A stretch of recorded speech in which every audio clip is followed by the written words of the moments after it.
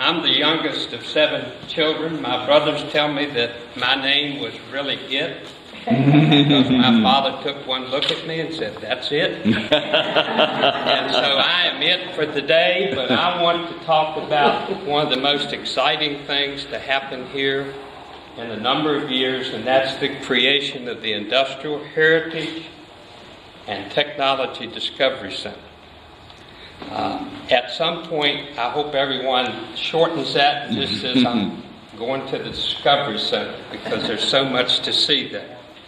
But this idea came out of the Vision 2025 working group, and I want to personally and probably collectively on behalf of all of you thank Mary and the Alleghany Foundation for actually putting this group together to formulate 5 doable initiatives that we could do to help promote the Alleghany Highlands.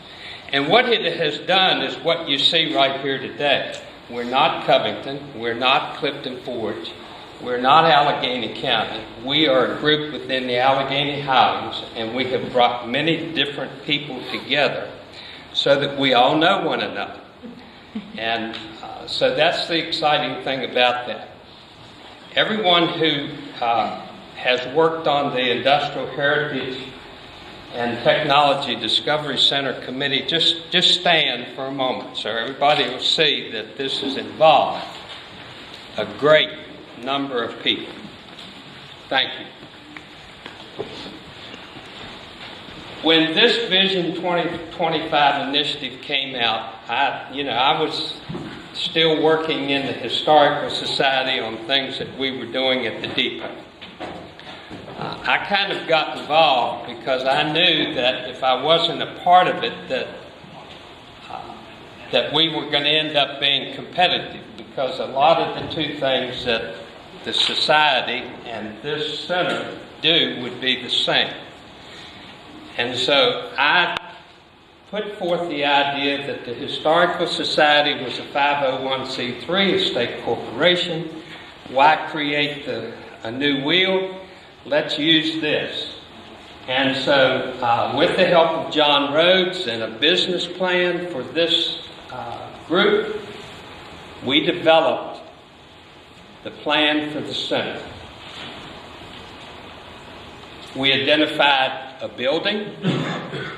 We had looked at probably 4 different sites physically. This one made the most sense because it's street level. There was no basement to worry about floor load leveling on the bottom floor. It's a concrete on slab. It's available. And the landowners, Brooklyn Real Estate, had already offered one of the 2 buildings to us as a gift. After the death of Chuck Brooklyn and all of his estate was settled, we talked with David Brooklyn about getting the whole building. We did that. So we are implementing this Vision 2025 initiative, and it will be a reality. We received a $1.145 million grant from the foundation. We have a budget of about $1.5 million. We're pursuing historic tax credits to kind of help take care of some of the rest. But there are other ways that you can be a part of this exciting thing. Why industrial heritage? The identity of the Alleghany Highlands is industrial. It's all, we're not Rockingham County. We have gentleman farmers, and I think Bill thinks he's a gentleman farmer, but and Bill, I won't be taking questions until after everyone's left, so you have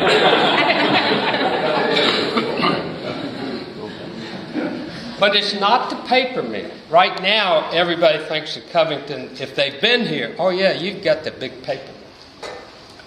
And I say, no, we have the biggest paper mill. But our industrial heritage goes back to the days of lumber mills, tanning, facilities for hides, ironworks, machine works, Bricks. bricks. Bill can tell you he's done a lot of research into all that. The paper mill, the rayon plant. I met a young man from Savannah College of Arts who did his master's thesis on Covington, because Covington was one of the small towns that had retained the same industry for over 100 years, that being the paper mill.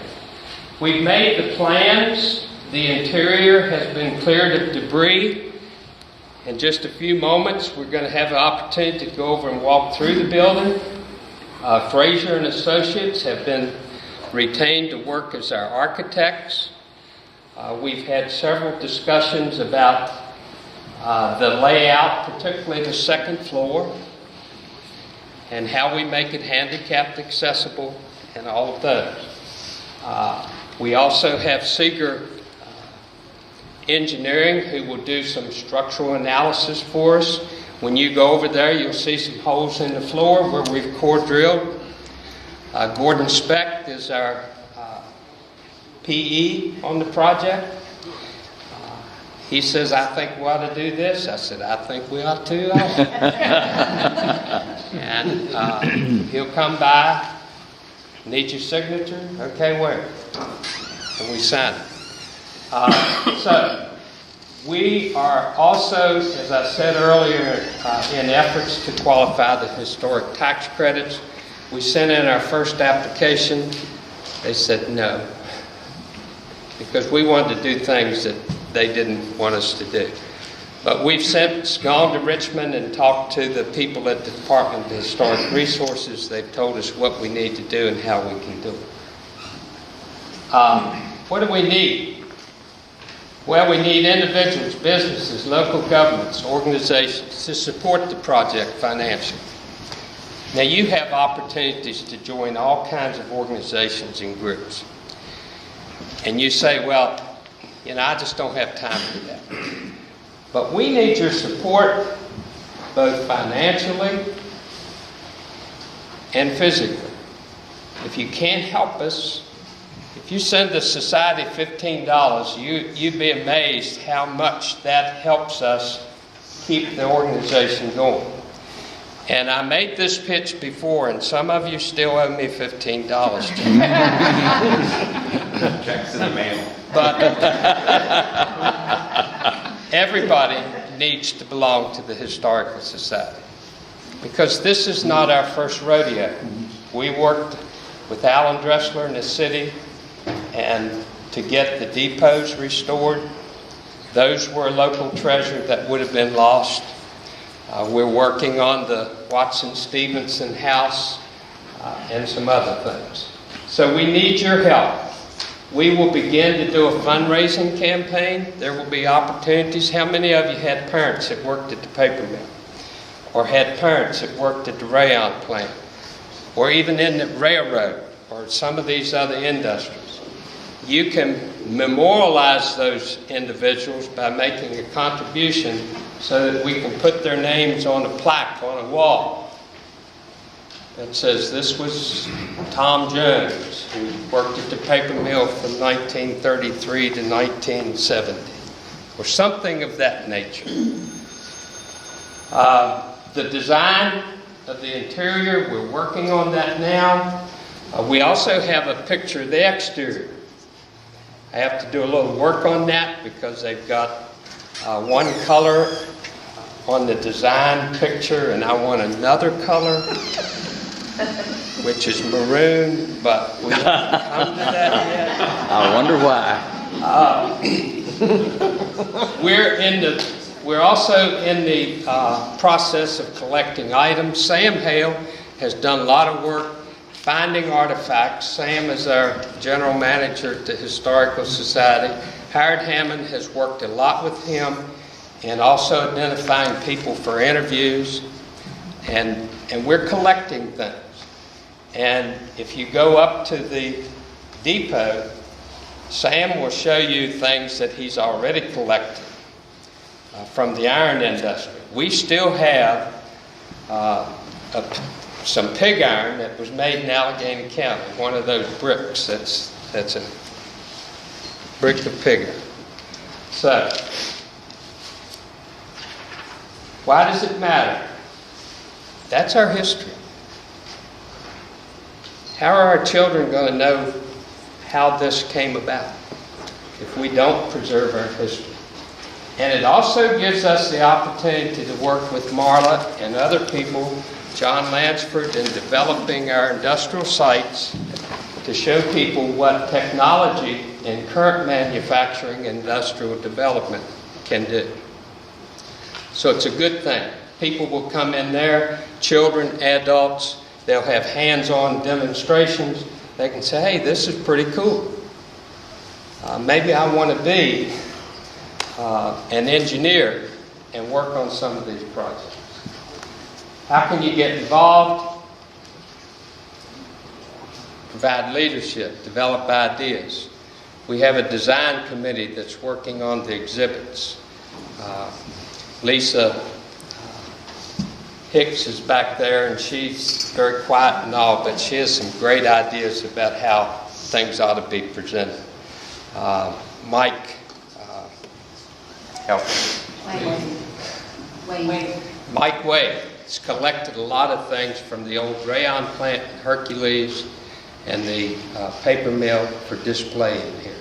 So we're very excited about that. We still want more photographs and documents. If you have something hidden somewhere, don't let it collect dust. Let us have it, or at least let us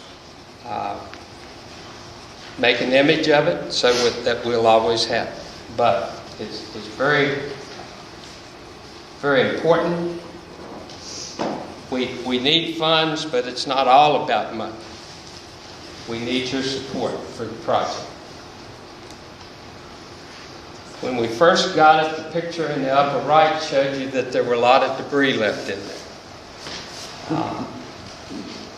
That's been cleared out. You can see some of the challenges, plaster's falling off the walls, but there's some unique things there too. There's a stamped metal ceiling there. And the guy in Richmond says you can't get rid of that. We wanted to expose the brick because in some cases, like at the depot, exposed brick looks neat. He said, no, it wasn't built with exposed brick, it was built with plaster. So you either bring it back with plaster or wallboard or something like that. But he did give us some options and ways that we could deal with that. But we cleared it out.